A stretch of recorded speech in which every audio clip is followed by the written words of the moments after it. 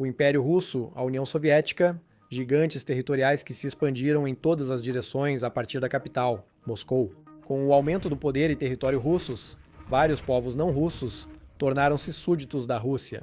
Quando a superpotência comunista finalmente entrou em colapso, em 1991, muitos desses povos, uzbeques, turcomenos, georgianos e outros, experimentaram a independência pela primeira vez em séculos, mas milhões não tiveram essa chance, entende? A Federação Russa é só a mais recente forma dos impérios russos, ainda que menor em tamanho.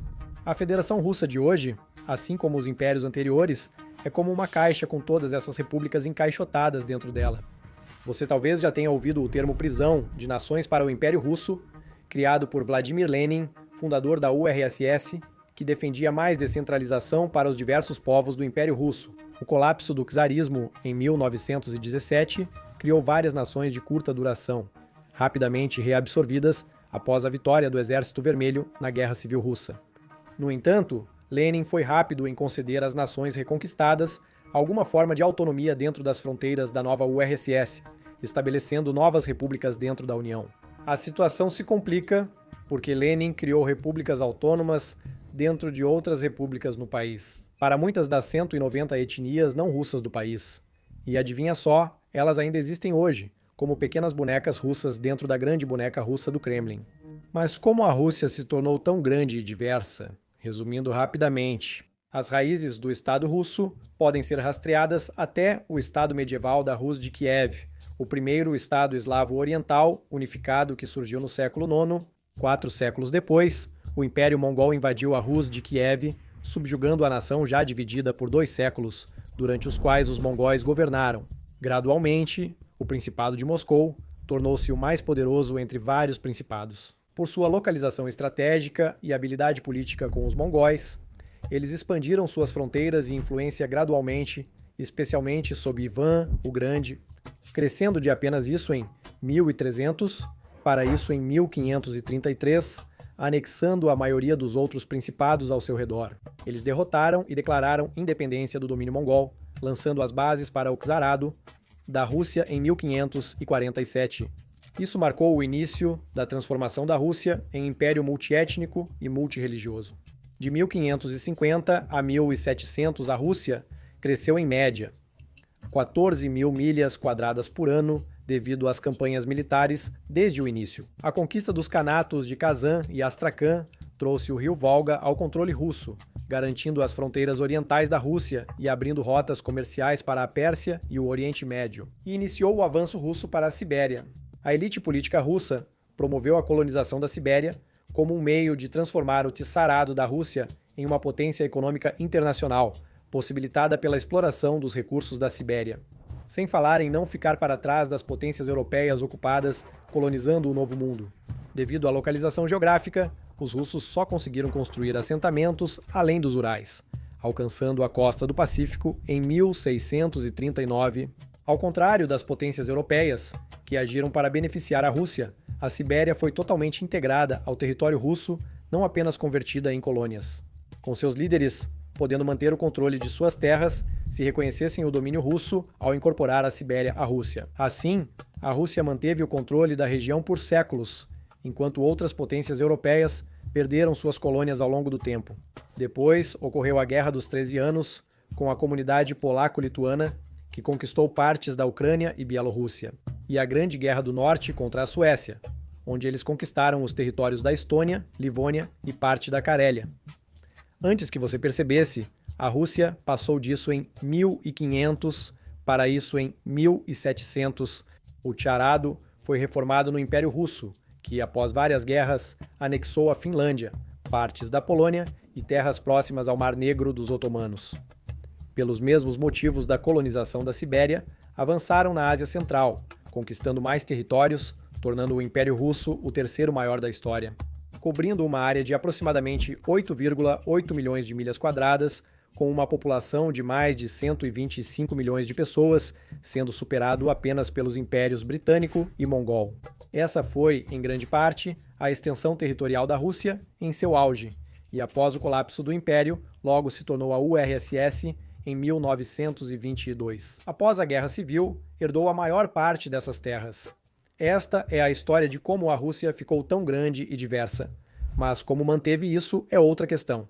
Após a Guerra Civil, quando Lenin e os bolcheviques assumiram o poder, ao invés de criar um Estado-nação, eles optaram por delimitar nacionalidades, influenciados pelos princípios marxistas, incluindo o direito à autodeterminação.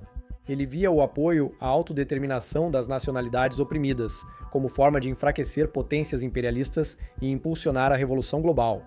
Ele reconhecia que um Estado-nação centralizado não conseguiria administrar tanta diversidade sem gerar ressentimento e separatismo entre as nacionalidades não russas. Então, como se abrisse uma comporta, muitos sujeitos federais foram criados na União Soviética, mas não vamos tratar da União Soviética em geral, pois isso já sabemos. Eventualmente, ela entrou em colapso e perdeu todas as suas repúblicas, que agora são países independentes. Mas em vez disso, estamos focando na própria Rússia, esse grande pedaço de terra. Nesse período, era chamada República Socialista Federativa Soviética da Rússia. Até hoje, grande parte das divisões étnicas do país vem dessa época. Por meio desses 83 sujeitos federais, eles se dividiram assim. Há 21 repúblicas, cada uma com sua própria constituição, idioma, legislatura e até hino nacional, mas representadas pelo governo federal em assuntos internacionais. Existem 46 oblasts e 9 krais, que podem ser agrupados porque são legalmente a mesma coisa, só diferindo no nome por tradição. Os krais geralmente ficam perto das fronteiras do país, sendo maiores e mais ao leste. Mas, basicamente, esses são equivalentes aos estados dos Estados Unidos, com seus próprios governos estaduais. Depois, há 4 okrugs autônomos, que geralmente são governados por krais e oblasts, e são destinados a populações indígenas ou minorias ainda menores.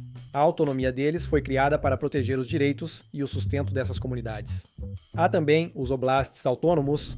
Atualmente só resta o Oblast Autônomo Judaico, embora já tenham sido 4 na União Soviética. Esses são como oblasts, com seus próprios órgãos de governo, mas também têm direitos adicionais para criar leis e políticas que apoiam a cultura e as necessidades educacionais de suas populações minoritárias. Eles ficam entre Oblast e República. Existem ainda 2 cidades federais, Moscou e São Petersburgo, que são tão importantes que funcionam independentemente dos oblasts vizinhos. Basta imaginar se a cidade de Nova York fosse um estado próprio e você vai entender a ideia. Esses sujeitos federais juntos compõem a Federação Russa. Palavra-chave: federação, pois a Rússia é basicamente vários países em um só. Quando a União Soviética colapsou e a nova Rússia estava em seu ponto mais fraco, o então presidente Boris Yeltsin temia que as minorias étnicas dessas regiões, que representavam quase 20% da população da Rússia, ou 24 milhões de pessoas, se separassem da Rússia, assim como o Bloco Oriental fez com a URSS.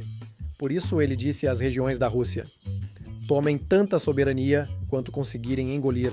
Dizemos ao povo basquir, ao governo da Basquíria, peguem aquela parcela de poder que vocês mesmos conseguirem engolir. E foi exatamente o que fizeram.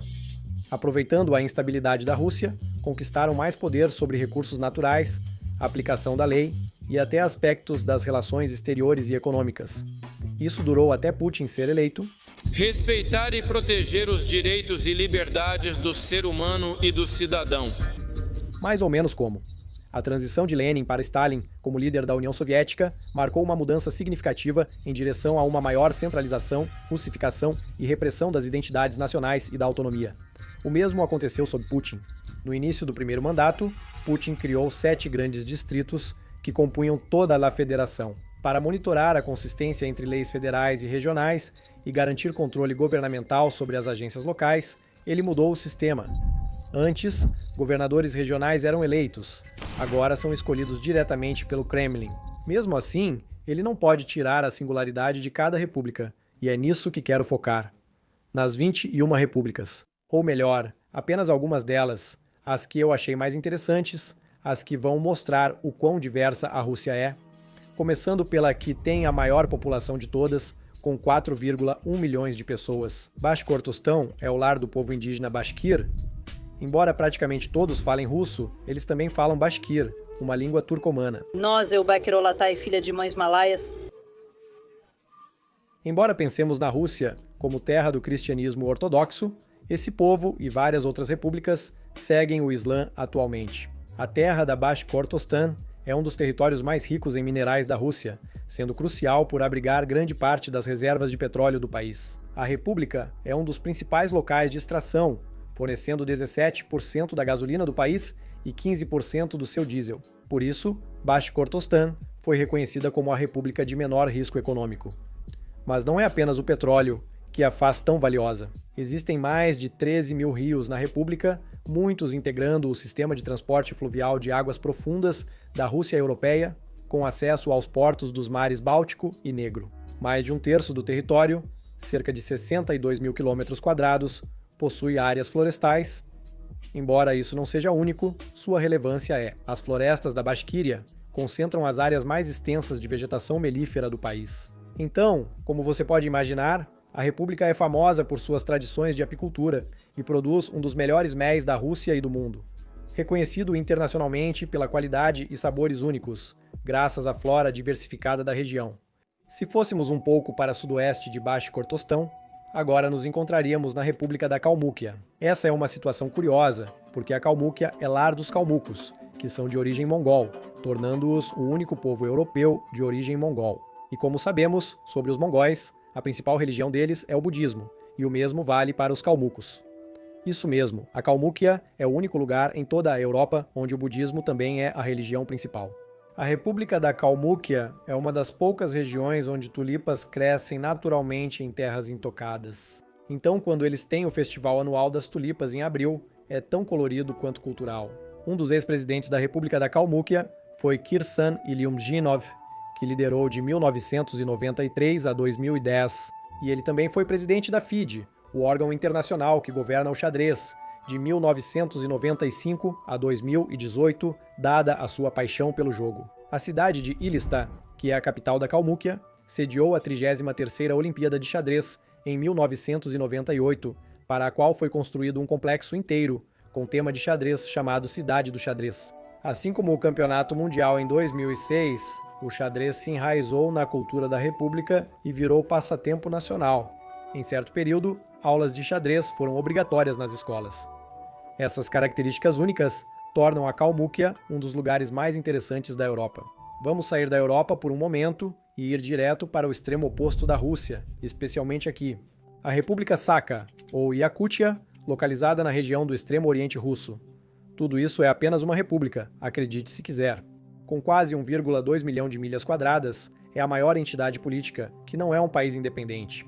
Se fosse classificada por tamanho entre os países, estaria em 8º lugar, entre Índia e Argentina.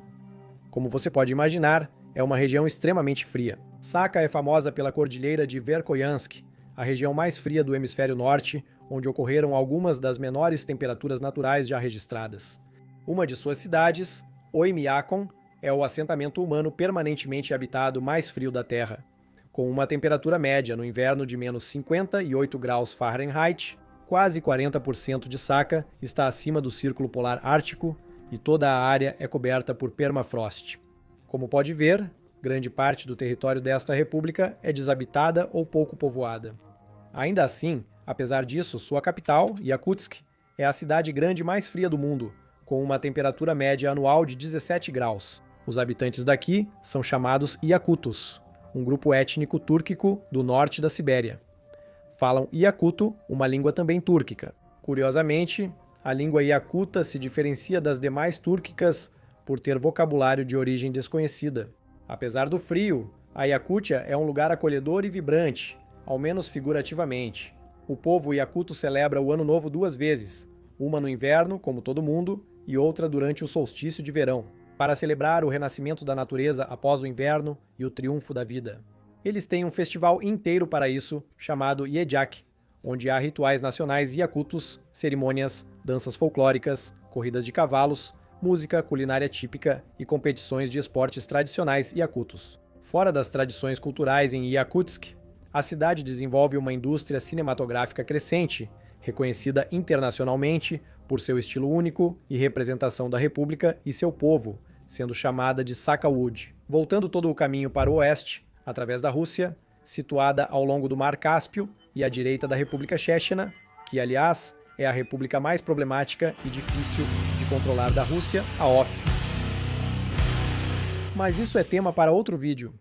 Será que o Daguestão é o oposto da Iacútia?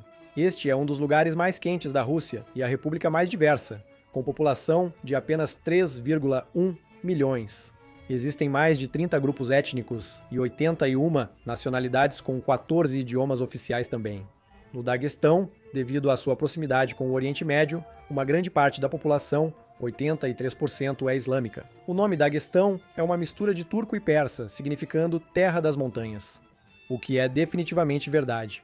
É famoso pelo terreno acidentado e pela cordilheira do Grande Cáucaso, que além de criar paisagens impressionantes, fortaleceu a tradição do montanhismo.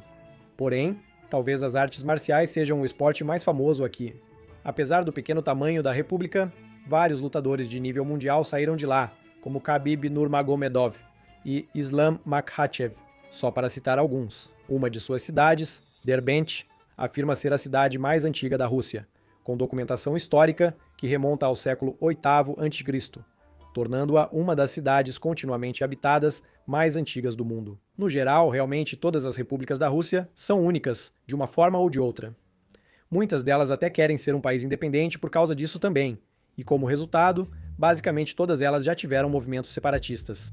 O principal para entender isso é saber a diferença entre Ruski e Rossian. Ruski se refere aos russos étnicos, cerca de 78% da população, enquanto Rossian são todos os cidadãos da Rússia, independentemente da origem. Pense nisso como inglês e britânico. Ser inglês é ser tanto inglês quanto britânico, mas ser britânico inclui também ser galês ou escocês. Da mesma forma, um Araski é Rossianin, mas um tártaro só pode ser Rossianin, não Araski. Os políticos têm sido cuidadosos para não ofender ninguém. Por exemplo, Putin geralmente usa o termo Rossian em seus discursos para incluir todas as bases do povo russo. Porém, as emendas constitucionais de 2020 definem Haskya como povo formador do Estado da Rússia, principal povo do país. Isso não é exatamente surpreendente, porque, como eu disse, Putin tem tentado russificar a cultura étnica há anos, e não importa se a redação constitucional pode ou não ser aberta à interpretação, porque com a invasão da Ucrânia, isso está se intensificando na prática. As minorias étnicas nas repúblicas da Rússia são o principal alvo dos esforços de mobilização para a guerra. Por exemplo, na República de Tuva, houve um soldado morto para cada 3.300 adultos, enquanto em Moscou, esse número é de 1 para 480 mil adultos. E que homens da República da Buriácia, cujos residentes são descendentes de mongóis, têm 75 vezes mais chances de morrer do que homens de Moscou. A BBC revelou que 6 das 10 regiões russas com maior mortalidade na Ucrânia ficam na Sibéria e Extremo Oriente. Isso irritou várias repúblicas, que criaram inúmeras organizações contrárias, mas nada mudou. Seria preciso uma combinação perfeita de desafios em um momento vulnerável para a Rússia colapsar e as repúblicas conquistarem independência como numa fuga. Essa tempestade ocorreu 2 vezes no século passado, na Revolução Russa e no fim da Guerra Fria. Hoje, isso provavelmente não aconteceria. Sob Putin, a Timor-Lovin mostrou competência. Putin resistiu a ameaças à Rússia, incluindo uma tentativa de golpe, e fortaleceu ainda mais seu controle durante o mandato. Um mundo pós-Rússia só existirá após um mundo pós-Putin. Segundo o Fórum das Nações Livres do Pós-Rússia, não é possível prever como seriam as repúblicas após um colapso hipotético da Rússia. Fórum criado por separatistas russos exilados que promove discussões entre vários movimentos de independência na Rússia para planejar o colapso e a descolonização do país. Eles acreditam que os novos países manteriam as fronteiras das antigas oblastes e repúblicas, mas na prática isso provavelmente não ocorreria. Linhas de um mapa extinto não importariam numa revolução. Ainda assim, a Rússia existiria após uma dissolução, mesmo se o governo russo fosse deposto. Na Rússia Ocidental, a maioria é etnicamente russa, exceto se oligarcas dividirem a região em facções. Grande parte da Rússia Central, Noroeste e áreas do Volga permaneceriam unidas como Estado sucessor da Rússia. Há ainda a possibilidade de isso ocorrer novamente. Ou ao menos rima, dizem que uma nova República Russa pode virar outro Estado imperial, não uma democracia. Intensificou suas políticas expansionistas ao longo dos séculos para recuperar territórios. Apesar da união internacional para enfrentar a questão nuclear, cada país reagiria à crise de forma distinta. O Japão poderia tentar recuperar as Ilhas Kurilas perdidas após a Segunda Guerra Mundial, mas é difícil prever a reação dos Ichthyosauri e aliados europeus se a Rússia colapsar. Eles podem enviar tropas para proteger bombas nucleares e combustível, como na Guerra Civil Russa, ou optar por não intervir, como em 1991, deixando os movimentos de independência avançarem, e servir como mediador durante as negociações entre os muitos novos estados pós-Rússia, apenas aqueles no Ocidente, longe da China, é claro. A OTAN continuaria existindo após o colapso da Federação Russa e provavelmente se tornaria ainda mais importante por causa disso. A nova República Russa pode ser mais fraca, mas ainda ameaçar vizinhos. Assim, várias repúblicas pós-Rússia podem tentar entrar na OTAN, assim como ocorreu nos países do Bloco Oriental após a independência. Tudo isso é hipotético, lembro a vocês. Se a Rússia colapsar, as repúblicas podem não querer sair. Jovens russos de origem não étnica estão se identificando mais com uma identidade russa ampla, considerando sua herança étnica como regional. Além disso, sair da Rússia custaria muito dinheiro para essas regiões, especialmente para as mais pobres. E a pessoa comum não quer virar sua vida de cabeça para baixo com uma rebelião aberta, quando a reforma pode ser possível. No entanto, a Rússia é extremamente diversa. Essas 21 repúblicas podem muito bem ser 21 países em sua singularidade. Ainda não se sabe se um dia elas se libertarão das correntes de Moscou. Obrigado por assistir.